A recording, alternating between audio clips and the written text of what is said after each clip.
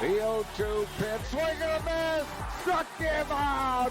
The Philadelphia Phillies are 2008 World Champions of Baseball.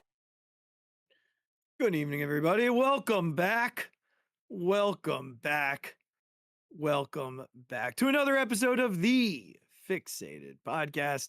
I am your way too excited host, Mike Gasoline, and I'm joined by a guy who loves this episode more than any of the episodes that we do. Regs, it's the baseball season is back episode, bud. I think it's the biggest tragedy of us not being able to record so long that, when the baseball season was about to just started, all the things. It is the most fun I have talking to you. It's when I turn into a slight lunatic some nights that I have to apologize for later, but it's just the best, and I can't wait to talk about it. Well, it's funny is no one hears this part, but before we record, right before Regs hits the record button, he usually goes, "Here we go." And this one, there was a little more fervor behind it.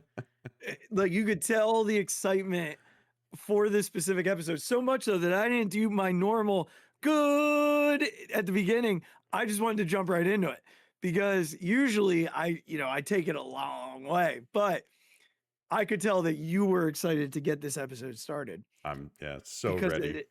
It is the best time of year. There's just nothing better than knowing that for 7 months, baseball is here. I was already sad today every night that they don't have a game. Oh, yeah. I was already upset. It's like game number 7. Can we please talk about the injustice of opening day being followed by an off day? Yeah, I don't like it. I still don't like it. It is such like a tease because you're so ready. You're so ready to be back. Like I have it on, I'm working during that time, I got it pulled up on one of my screens. I don't miss a second of sound of anything. I go back and I listen to everything. It's just one of those things. And then you're like, oh, wait, there's not a game tonight. Yeah. Somebody opened up with a 4-game, some team opened up with a 4-game series, though. I think they played every day. I can't remember who it was that I just saw. I don't know. I don't know who that was. I want one of them. Well, what I always thought is open on Friday and everybody has the off day Monday. Yeah. Like do it that way because then you still have the day if there's like a rain out or something like that. But don't do it the day after. Like it's sort of blood sucking. Yeah. We get excited that there's so much pomp and circumstance. And then it's like, well, that's it. Now we get a day off and got to wait until, Saturday to watch again. So I'm glad now that we're going to get in the rhythm a little bit here and have, now, of course, the Phillies go right out west. Right out. Yep. Right out. I will not be watching that Giants series. I know. It's going to, There's no way. Your boy's not going to make it. I'll have it on, but I'm not going to make it through all of them. It's not going to happen. I'll probably put it on in bed and that's what I mean. Yeah. It's going to be background noise that I fall asleep to. Set the sleep timer and go from there. But they are 6 games in, Regs. 3-3. It was not what we anticipated at all. Maybe it was a little bit. Maybe it was a little bit. And here's what I want to do. I'd like to do, two positives, 2 negatives each. Okay. I'll kick us off. I'll go with a positive out the gate. And my positive is going to be the kids. Justin Crawford and Andrew Painter. So let's be real. Andrew has 1 start and Justin has played 5 games. However, they've both contributed immensely to what could have been a far more disastrous Yes. start if it weren't for them. Yep. Andrew Painter's first start came in like what many would consider a must-win game. I wasn't quite there, but he needed to be the stopper. And boy, did he shove. And then Justin Crawford, we were angry about the day off. I think there's a little mea culpa here. He had a really bad day on Sunday. Like really bad day on Sunday. And so Rob gave him the day off. Since then, he's been awesome. So maybe it was needed mentally. With the game-winning hit yesterday to go along with 2 other hits, and the night before he got robbed. Or I'm sorry, in the 9th inning yesterday, he got robbed of a hit. So for me, one of the positives is those 2.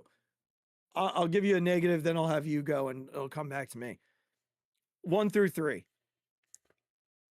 7, 12, and 3 got to get it together. Yeah. And I know these, at least that one's obvious. I don't know if you were going to do the kids or not, but get it together, you 3. I mean, Trey, I don't know what he is so in between. Yeah. Kyle is so in between, and Bryce against lefties is just up there swinging. Yeah. Those 3 are a disaster early on. It's basically like they're drinking whatever they drank during the NLDS last year. Yeah. It's the same stuff. Yeah.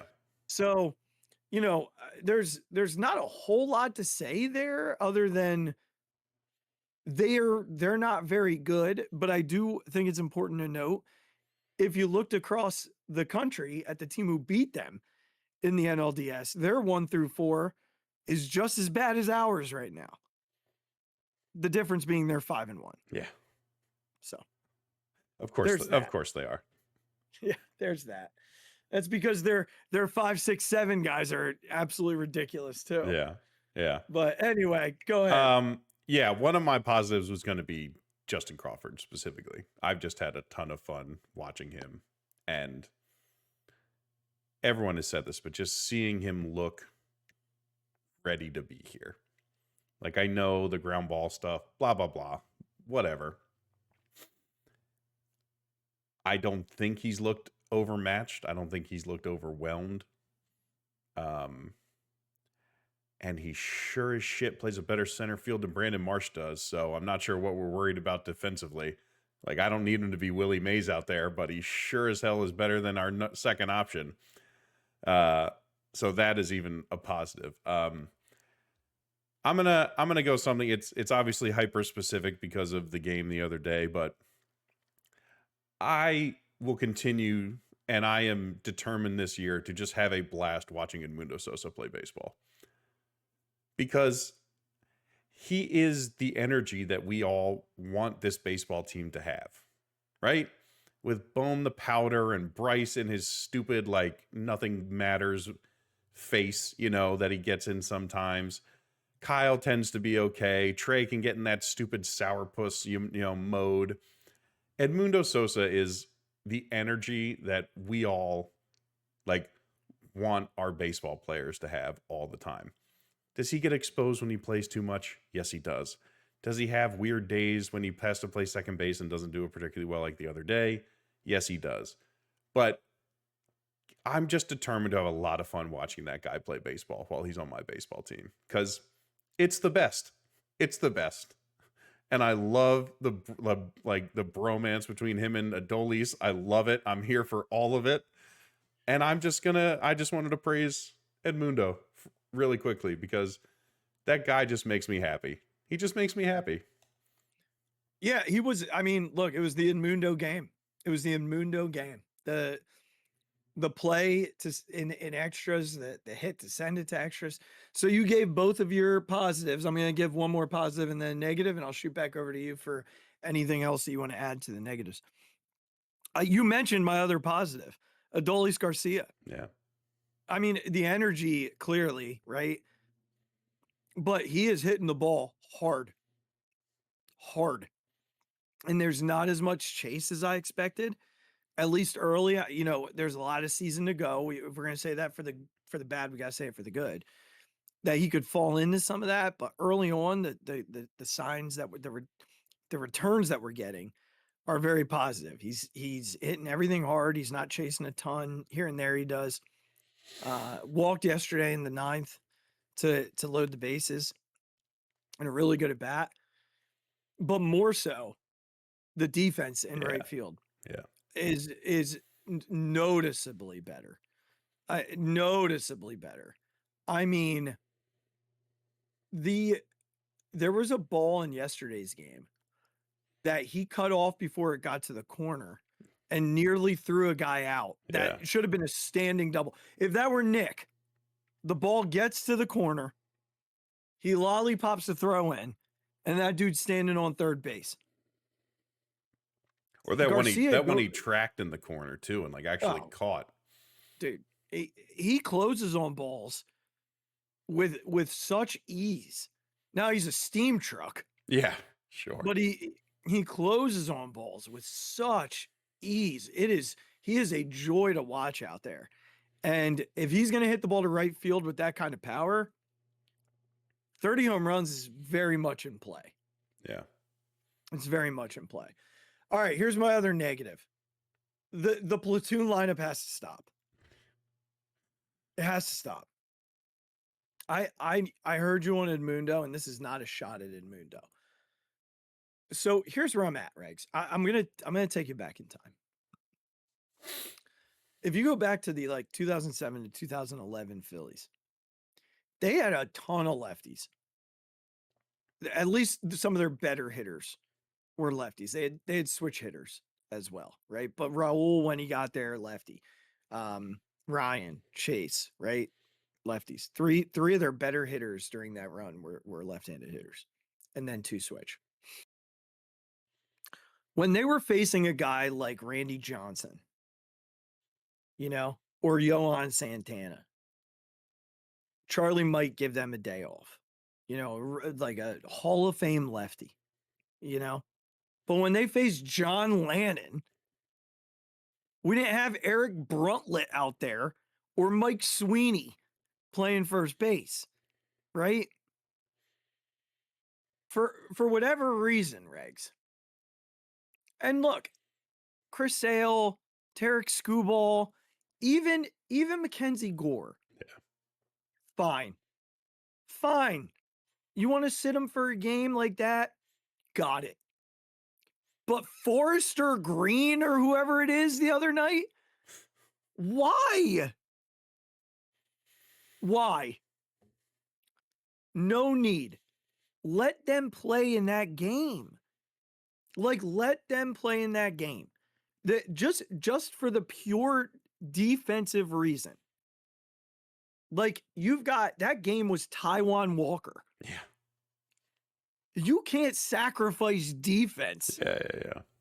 In a game where 99 is on the hill. There are too many balls in play. You want to do that in a Luzardo game where there's going to be a bunch of strikeouts? So be it. A Sanchi game where there's going to be a bunch of strikeouts? Fine. In a Taijuan game? Get out of here. No, thank you. So that's my other negative. I understand you want to try and get Edmundo games. We got to find other ways. Have him spell Bohm once in a while. Yeah. Have him spell Turner because he's struggling here and there. He can get 1 start a week playing in a different position. It doesn't always have to be for Bryson. It simply doesn't. Right now, Brandon Marsh is maybe their best hitter. He needs to be out there. He's one of the only guys making consistent contact right now. He needs to be in the lineup. Yeah, I'm with you. My first negative was going to be the top 3, just like yours. So, no need to repeat that. I think my second one is I'm already tired of Rob's bullpen decisions. I've seen too much Zach Pop for my liking in 6 games. He's found another terrible reliever that he just is going to throw in when games aren't over. Like, I understand that they're not that close, but they're also not dead. Like, with this offense, you can't just, in the 6th inning, you can't just be like, yep, it's Zach Pop time because we're down 6-3 or whatever it is. No, Rob, how about you try and keep them from scoring for the next couple innings to let your offense come back and do something about it? It's like the platoon thing. It's like getting cute for no reason. We didn't see Brad Keller till game 4.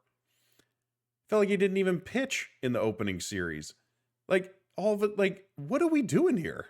I don't care if it's, I don't care. Like, yes, okay, 10-2, fine. You're allowed to bring Zach Pop in. But like, even 7-3, I'd say, no, Rob, I'd like to like have my offense think that there's still a chance and like go out there and maybe put up a bunch of zeros and give us a chance. It's just been, it's like you said with the platoon thing, like, why are we overthinking this? Why are we doing this? I'm already over it. Already over it. 6 games in. Yeah, you know, the bullpen, I think Kirkering's super close. So someone's Yes. leaving when he gets here, right? Yes. And then when Wheels comes, someone else will go. Yeah. My guess right now is Backus. Backus will probably go. They've leaned into Mesa a little bit more, and he's actually been okay. And I think Backus has options, whereas Mesa doesn't. Yeah. So it probably benefits them to do that. And then when Wheeler gets here, my guess is it's going to be Pop. Although Bolin might have options, so they could do that if they like Pop more. I tend to like Bolin more, but I agree. Pop, you know, they seem to, for whatever reason, like him. The Keller thing yesterday didn't bother me a whole lot. And I'm not even mad about that. I know you're not. That, like, I know you're not. I know you're not. I'm speaking from a pure bullpen perspective. yeah.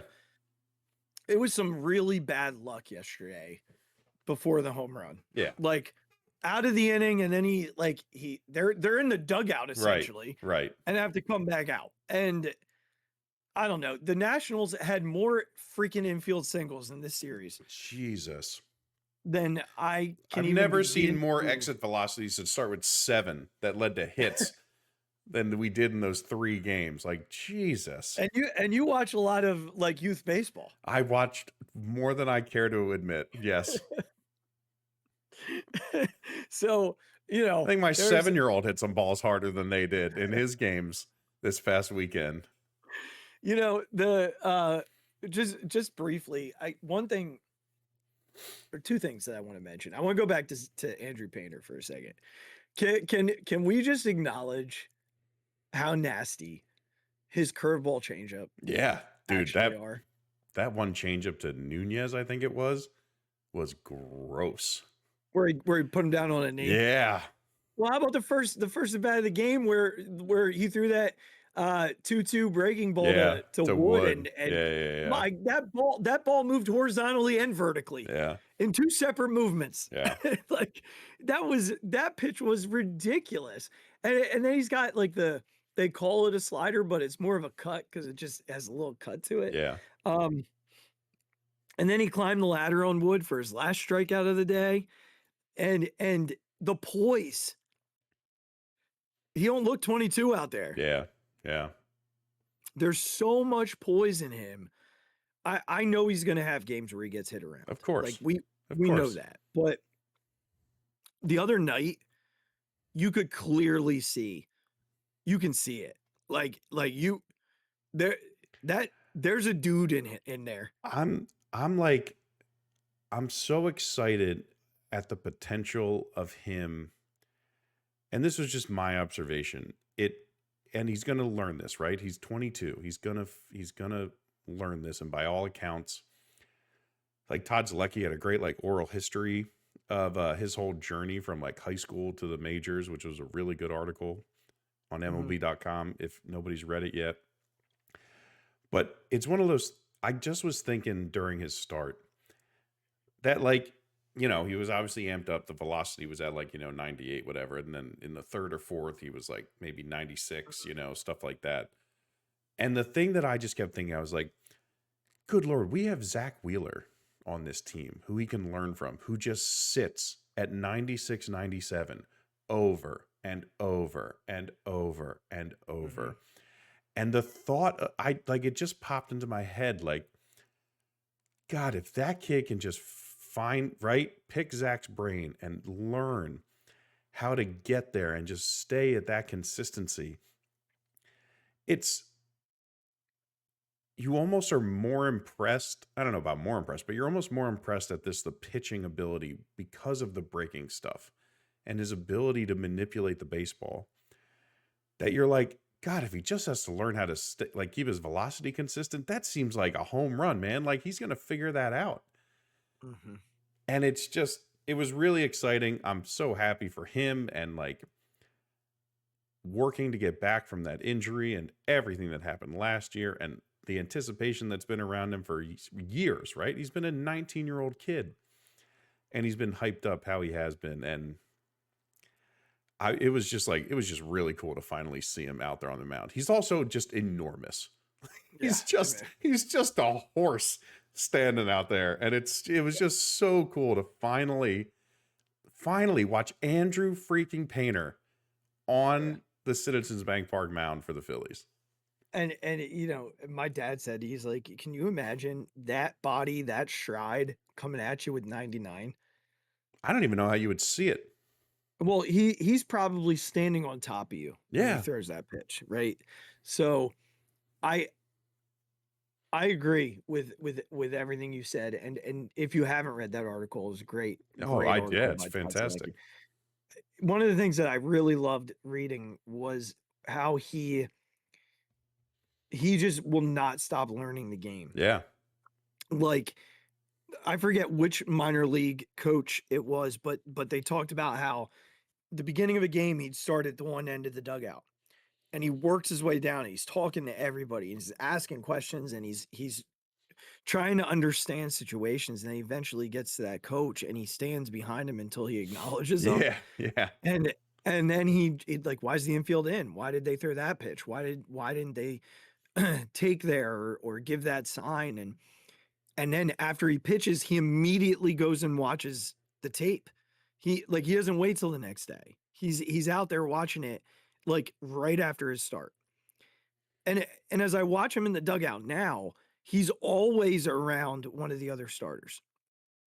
And the other night after he was done, he stood in like the little stairwell there down to the clubhouse with Luzardo, Nola, and Wheeler. Wheeler was the first guy to greet him coming off. And that's where his locker is. Mm-hmm. It's between Nola and Wheeler. And so, they're intentional about giving him the opportunities. And Zach's the type of guy who's he's gonna embrace that role as the mentor, because Zach was through this. Right. Zach had multiple Tommy Johns. So this is a wheelhouse for him where he can teach him things that have gotten his career on the track and the trajectory that it's on, because he was also a top prospect, also a guy who was touted and had a ton of potential. Didn't realize it until late in his career. Painter has a chance to realize it out the gate. So awesome stuff from him. Yeah. Awesome stuff. The other thing that I want to mention real quickly is, and this will take us into our next exercise. I was in on the panic, right? And I'm not out yet. Like I don't love what I've seen so far. Yeah, there's still some not great stuff. No, it was encouraging the way they came back the other day.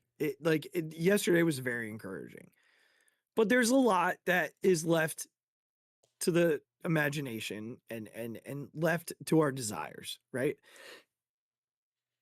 But if this stretch happened in June, we would be like, all right, it was a 3-3 homestand. They weren't great.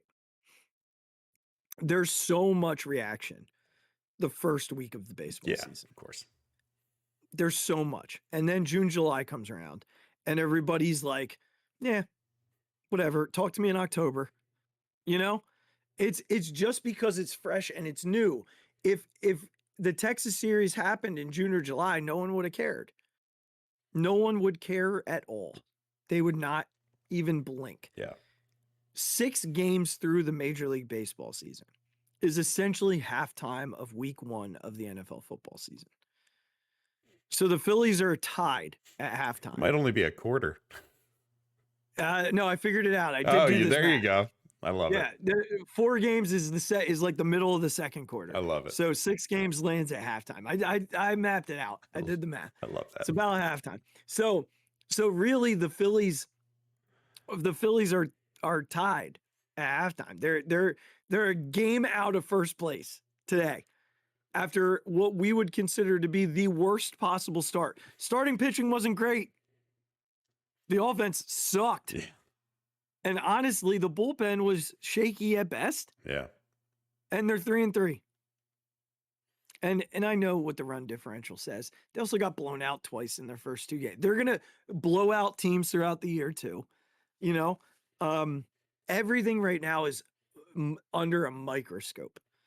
And we just got to keep in mind that baseball is a long, long season. And that could be incredibly painful if things don't turn around. We're going to hate every minute of it. But I do believe that what happened the other night could have been a really good, like what happened yesterday afternoon could be a really good start for them moving forward. Although this road trip, they had to play at these 2 stadiums back to back. Oh my God, right? Of course. Jesus. Like they're the only other thing that would make it worse is a 9-game road trip where they have to go to Arizona. Yeah, right. Like that's the only, or even worse, Citi Field. Oh God. Right. So, all right, here's what we're going to do. We didn't get to do my bold predictions, but I've had them written out. And what I did was I have 16 of them. And because we are in the month of March and March Madness is afoot, I put them into a bracket. We have 2 brackets. We have the Regs bracket and the Azzy bracket. Okay. Regs, I'm giving you the duty of in both brackets, you get to choose what goes forward. Oh, wow. All right? Okay. Yeah, I did the bold predictions. So you just get to choose the winner. All right. The most likely of the unlikely. Okay. All right. Is this now to clarify, is this just what I want to happen or what I truly think will happen? What do you want to do? I'm going to mix it up. I'm going to go with my gut on some things and I'm going to go, with the logic and other things. We're just going to freewheel this baby. Just go for it. You want to start in the Azzy bracket or the Regs bracket? Azzy bracket. All right. Are you the type of guy who fills out like the 1 and 8 first and works down, or do you go, from the 2-7 up? I go down. All right. So the 1-8 matchup in the Azzy bracket, the number 1 overall seed of bold predictions in the Azzy bracket might be the whole bracket. Actually, it is the whole bracket. There you go. The true number 1 seed. The true number 1 seed. Christopher Sanchez will win the Cy Young Award. All right. The number 8 seed. The Phillies will acquire a right-handed outfield bat at the deadline. This is a hard pick. This is a heart pick. I'm going with Sanchi. Give me Sanchi. Give me chalk. Right. Now, while we're here, if all things sort of continue, I don't know that they'll need the right-handed bat because Garcia could be enough, right? Yes, right. And maybe he moves into the cleanup spot and Alec Boehm moves down. Okay. From a Sanchez perspective, yesterday wasn't great, but he still battled. Did not have it yesterday. He was fighting it like crazy. Really weird. 5 1/3 and what? A run? Yeah. Like that's ace stuff. Yeah. That's ace stuff. He has now gone 12 1/3 and given up 1 earned run. Yeah, I mean, we've seen Wheeler have those days, right? It happens. You fight it. You fight it. All right. The 3 seed in the Azzy bracket. The Phillies starting pitchers will lead Major League Baseball in WAR. Okay. The number 6 seed in the Azzy bracket, the Phillies will win 100 games this year. They're not winning 100 games. So give me the Well, WAR. Give me the WAR bold stat. prediction. I It's a know. bold prediction. You and Ruben had the same bold prediction. We did. All right. The 4-5 matchup. All right. Trey Turner and Justin Crawford will combine for over 70.5 steals. Okay. So that's like 35 to 40 apiece. The number 5 seed, Bryce Harper, leads the team in home runs. Right now, he's tied for second. This is a tough one. That's why it's the 4-5 matchup, Rex. This is wow. Because nothing like I want all Justin Crawford things. All of them. Give me all of it. I want all stock. This is not the only But Justin Crawford bold I know, prediction on here. but I feel like right now, as a fan collective, we need to be contributing positive universe juice towards Bryce Harper. Like Harp, I just forward. feel like we have to. So Okay. because it's a singular Harp goal, we're gonna move it forward. All right. Because God All right. Almighty, I need that guy. I need him. I need you, Bryce. Like, come on, man. All right. The final battle in the Azzy bracket first round. The number 2 seed, Joan Duran, breaks the Phillies single season save record of 45. He has 2 already, which puts him on pace for like 60, 55 to 60. Yeah. The 7 seed, the Phillies will win the National League pennant. I'm taking the upset. The NL champs. All right. Do you want to finish the Azzy bracket or do you want to do the first round of the Rags bracket? Let's keep going. Let's keep going. All right, we're going to finish the Azzy bracket here. Okay. Back to the top. The matchup in the second round. Sanchi wins the Cy Young. The starters lead baseball in WAR. Yeah, give me Sanchi.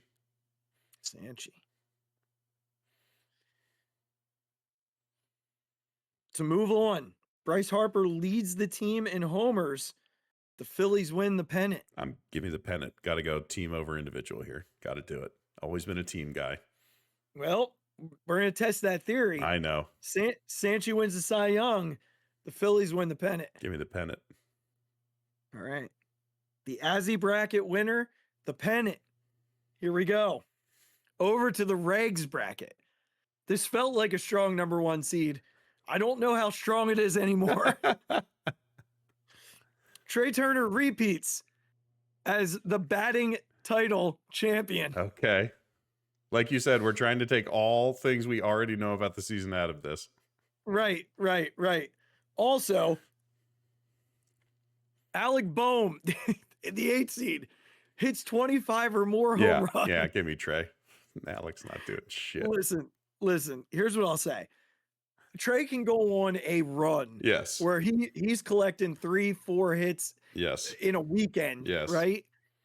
Alec Boehm still has no idea how to turn on a fastball.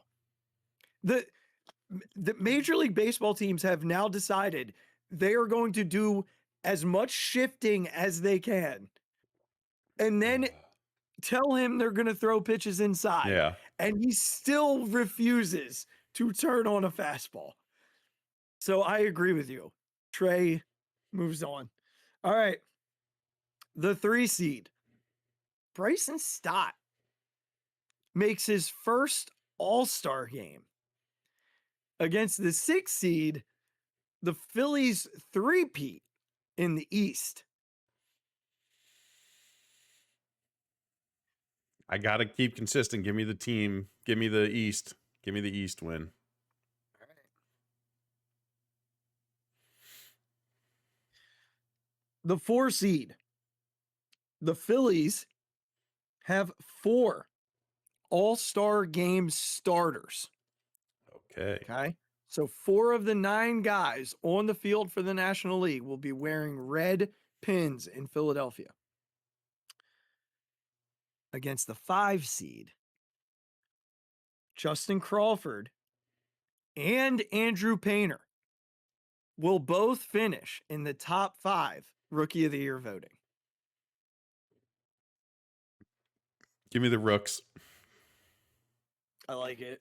Give me the I Rooks. like it. Give me the Rooks. Although at the end of the day, there is a world where Christopher Sanchez is standing on the mound. Yes. Kyle Schwarber's the DH, which would count. Yes. Which would count. Yes, it would. Right?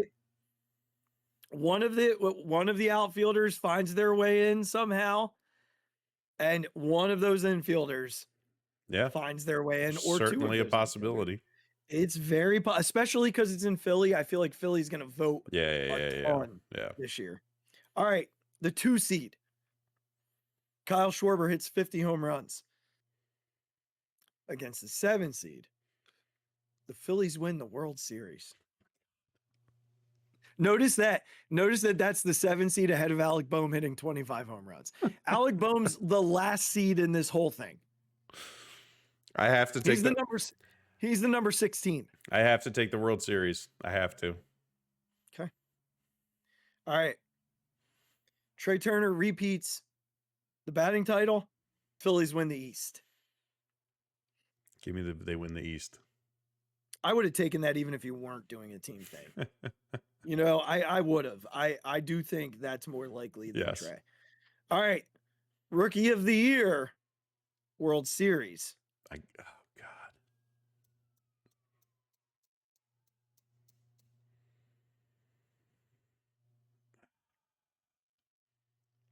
Rookie of the Year. Rookie of the Year. God, the Dodgers make my insides hurt so much. Well, you already gave it. You told me they were going to win the pennant. because I think they can do it, but I don't know. Rookie of the Year or the East?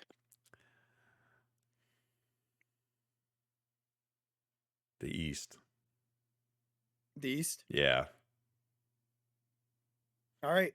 They win the pennant or they win the East? The pennant. All right. That's the winner of the bracket.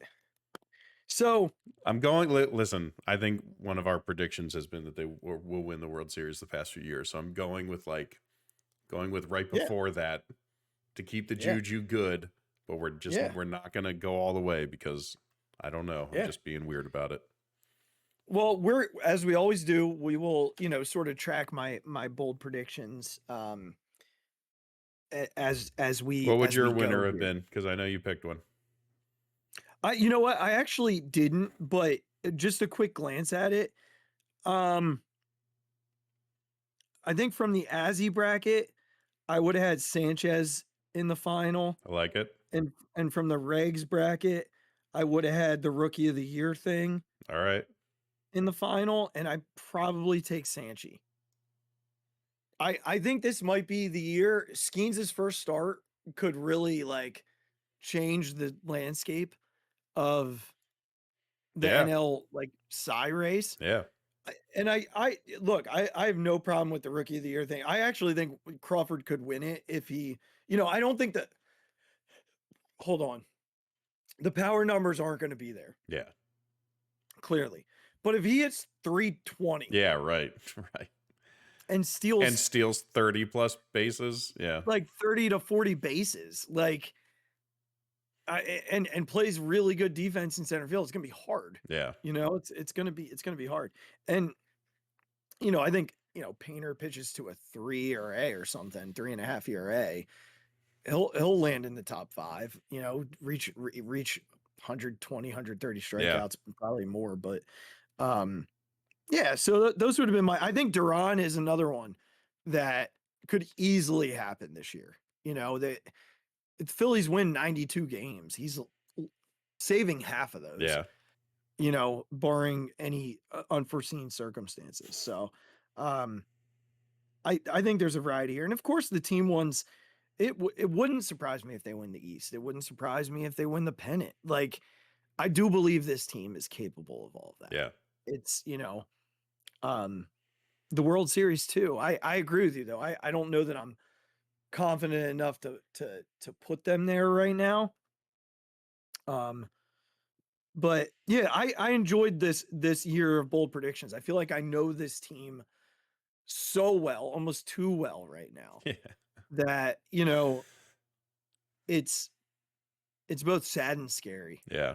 Yeah. It's both sad and scary. Do you have any bold predictions that like weren't on here, or anything that you're watching for this year as like a potential happening?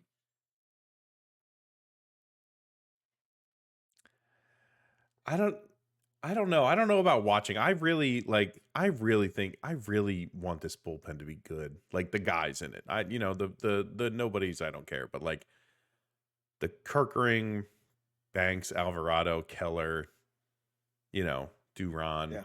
Like I really want them to just be really, really good. Like I just think it'd be really cool. And I think they all have great personalities. Like I think they're all like ready to do this. I really want it to click. It'd be so cool if it would click. And just they all are firing all season long. I think they will. I do. I think that they will click. They got to settle into some roles a little bit, and I think that there's a lot of pressure on them right now because the offense isn't hitting, and we know how that goes, right? Like when the offense isn't going, you feel like every pitch has to be perfect. Yeah. And I also think getting Kirkering back and like that's going to help. It lengthens the bullpen a little bit, because the role we're seeing Bolin in is the role that we'll see Kirkering in. Yeah. And the role that Pop is in, we'll see Bolin in. Yeah. And Bolin can work his way up into a different role, and certainly do that through, I think, basically what he's been doing. I think he's looked just fine. Yeah. But Kirkering has the trust of the organization, so he's going to have that Bolin role early on. And then from a left-handed side, like Tanner Banks kind of picked up where he left off, and guy took a bullet off the knee the other night. Yeah. And stuck it out. Yeah. Got another out. Alvarado has been Alvarado. Like, guy gets on and he strikes out 3 guys. Yeah. Yeah. Like that's kind of who Alvy is. And at this point, Duran has been fine. Like Duran's been good. He's been good. So it's that bullpen. I didn't put a whole lot in here outside of Duran about the pen. But I think it has all the makings. I've told you this before. I think it's already a better bullpen than what we had the last few years. Yeah. So yeah, it's all good stuff, man. All good stuff. Anything else for the good of the cause? It's great to be back. I love baseball. For the love of God, top 3, please, just like for my sanity, just start looking like you know how to play baseball. Or know how to hit a baseball, like just for my own sanity, I'd appreciate it. Yeah, if we could go to Colorado. So we, that's something that we usually do, Regs. We usually look at, their next set before we record again. So let's take a look here. The weekend series in Colorado tomorrow at 4:10, Saturday at 8:10. Easter Sunday at 3:10. And then Monday in San Francisco at 9:45, Tuesday at 9:45, Wednesday at 3:45. They're going to their hellscapes. Yeah. Are we good with 3-3? I mean, yes, I want 4-2 though. Yeah. Yeah, me too. I don't know if they have it in them. I don't know if they do either, but I want 4-2. But it would be nice. It would be nice to come home like 7-5. Yes. That would feel good. Yes. And anything more would be even better. Yeah. Colorado is not a good baseball team. Yeah. And San Francisco got off to a really bad start. They didn't hit against the Yankees at all. And the Phillies will have Painter, Sanchez, Nola, I believe, in that series. So that's pretty good. Let me ask you this here before we go. If you let's say, I think tomorrow is Wheeler's next start, scheduled to go 4 innings or 60 pitches, whatever comes first, I believe. If you were to put a date on his return, I have one in mind. Okay. I mean, I think from what most people are saying, it's like in the April 20th kind of range. Okay. See, I think he comes back at home. Oh, yeah. So that weekend series against Atlanta feels right. 17th, 18th, 19th. Okay. So Yeah. Yep. Yeah. Like, how cool would it be for him to get his first start back on Sunday Night Baseball? I completely agree. I think they want him to come back at home. Make it as comfortable as possible for him. Yeah. I don't think they want his first start being April in Chicago. No, I don't think so either. Yeah. And that would not bode well. But, Yeah. But get him at home against Atlanta. You know, if you can do that, it would be so cool for him to start that Sunday night game against them. They have the Fox game on Saturday night too. So okay. Yeah. So I mean, I think either one would be, national TV, and just getting him back is going to be, that place will be electric. Oh my God, it'd be crazy. It's going to be electric. So, all right, man. Well, hey, good to be back. Oh, the best. Good to be doing it. Good to be, out here living our best life. We'll be back this week. You can bet on it. Look for us back this week. You got 2 episodes out of us in one night. So we just appreciate your patience as we tried to sort out our lives a little bit. And we'll get back to our consistency here now that things are settling out. So thanks for your patience, Regs. Thanks for the patience of everybody else. And we look forward to getting ourselves back going. So in the meantime, click subscribe on the button below us here if you're watching us. If you're listening, wherever you get your podcast, follow, rate, do the whole thing. Go over to your socials at the Mic Drop 5 at Big Rigs with a Z on Twitter. If you want to see the mad rantings of 2 Phillies sports fans, that's where you go. The Phixated Podcast on Instagram at the Phixated Pod on TikTok. Phixated fan page on Facebook. Merchandise link in the show description below. We appreciate you. We will talk to you next week. Until then, be good to yourselves. Be good to one another. Tell someone you love them. And Phils, let's go out west and change the narrative.